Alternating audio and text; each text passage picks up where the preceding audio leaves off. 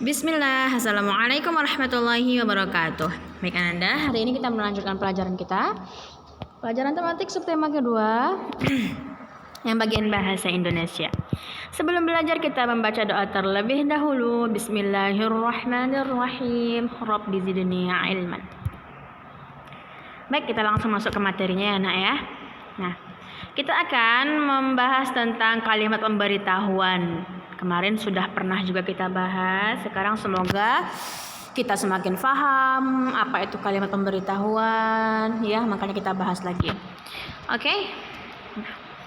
Banyak hewan di sekitar kita. Kita dapat mengetahui nama-nama hewan dari sebuah informasi. Sebuah informasi dapat ditulis dalam bentuk kalimat pemberitahuan.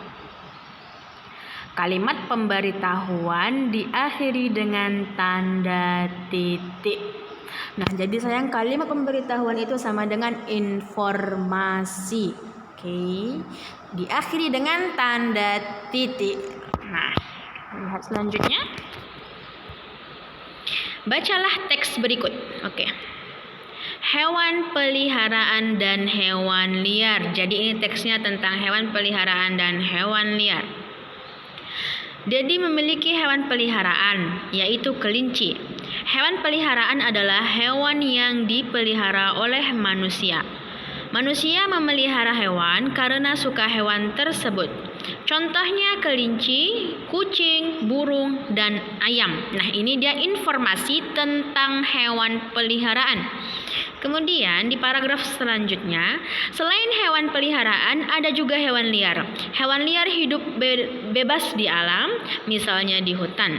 Contohnya yaitu singa, harimau, buaya, dan ular. Jadi teksnya ini nak tentang hewan peliharaan dan hewan liar. Di sini diinformasikan, diberitahukan hewan peliharaan itu bisa hidup dengan manusia berdampingan, bisa kita pelihara. Di sini informasinya. Kemudian hewan yang dipelihara oleh manusia tersebut merupakan hewan yang disukainya. Contohnya ada kelinci, kucing, burung, sama ayam. Beda sama hewan liar. Kalau hewan liar itu hewan yang hidup di alam bebas, contohnya di hutan. Hewan liar itu bisa berbahaya bagi kita, ya sayangnya, bisa menggigit kita. Contohnya apa? Ada singa, harimau, buaya, dan ular. Nah, ini dia. Pada teks tersebut terdapat kalimat pemberitahuan tentang hewan peliharaan dan hewan liar. Misalnya, Dedi memiliki hewan peliharaan yaitu kelinci. Jadi dalam teks ini ada informasi-informasi ya sayang ya. Salah satu contohnya adalah Dedi memiliki hewan peliharaan. Dikasih tahu apa hewan peliharaan Dedi yaitu kelinci. Selanjutnya, ini. Oke. Selanjutnya, menanggapi kalimat pemberitahuan. Nah, menanggapi ini maksudnya kita memberi respon, kita memberi jawaban, atau kita berbicara terhadap orang yang telah memberikan informasi kepada kita. Kita dapat membuat tanggapan dari sebuah kalimat pemberitahuan. Oke. Untuk memberi tanggapan dengan baik, bacalah kalimat pemberitahuan dengan seksama.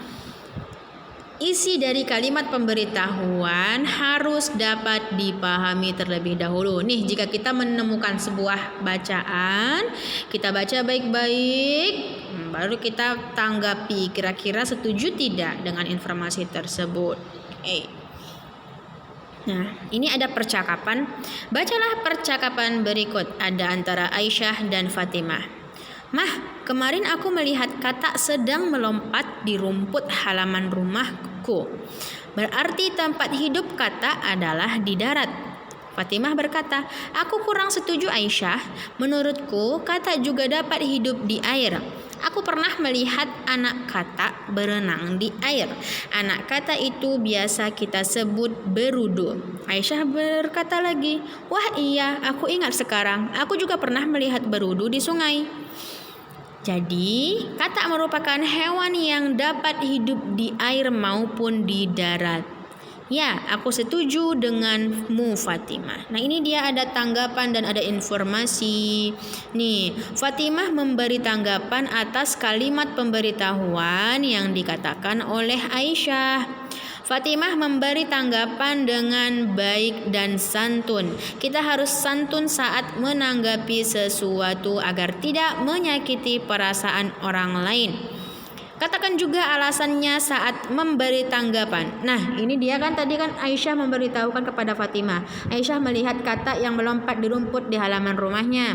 Berarti hidup katak di darat gitu kan kata Aisyah. Nah, sedangkan Fatimah memberi tanggapannya. Apa tanggapannya? Aku kurang setuju Aisyah nih yang berwarna merah semuanya tuh tulisannya. Oke, katak juga dapat hidup di air kata Fatimah. Fatimah memberikan tanggapan dan alasannya. Itu maksudnya. Oke. Nah, ini dia yang terakhir. Menemukan kalimat pemberitahuan pada kemasan. Kemasan itu nak seperti bungkus-bungkus jajan, bungkus-bungkus makan kucing, bungkus makan ikan, dan sebagainya. Kita sering menemukan kalimat pemberitahuan dalam kehidupan sehari-hari. Pemberitahuan berisi informasi. Ya, pada kemasan pakan hewan di samping terdapat informasi tentang hal-hal berikut. Yang pertama, hewan yang dapat diberikan pakan tersebut. 2. Aturan pakai pakan tersebut. Yang ketiga, peringatan jika terjadi sesuatu. Nah, ininya informasi yang terdapat pada kemasan itu ada aturan pakainya. Untuk dikonsumsi induk ikan dengan berat badan maksimal 1 kg, itu yang pada kemasannya. Kemudian pemberian makannya berapa kali sehari. Kemudian sekali banyak atau sedikit demi sedikit. Terus nanti kalau ada sesuatu yang terjadi bagaimana? Nah, kalau ada sesuatu yang terjadi pada ikan, maka dihentikan memberi makan ikan jenis ini. Nah, itu petunjuknya. Ada informasi, ada pemberitahuan di kemasannya. Bagaimana dengan contoh kemasan yang sering kita jumpai? Ini dia contohnya di kotak susu. Ada informasi nilai gizinya ya sayang ya. Kemudian ini dia, ada kocok dahulu sebelum diminum, ada petunjuk penyimpanannya, ada kode produksi atau kapan expire-nya gitu kan. Itu semuanya informasi pada kemasan, pemberitahuan dalam kemasan. Silakan Anda perhatikan ya sayangnya jika Anda membeli jajan atau membeli susu gitu ya. Oke. Baik, alhamdulillah, jazakumullahu khairan. Sekian untuk pelajaran kita pada hari ini. Semoga bisa kita pahami dan bisa bermanfaat untuk kita semua. Assalamualaikum warahmatullahi wabarakatuh.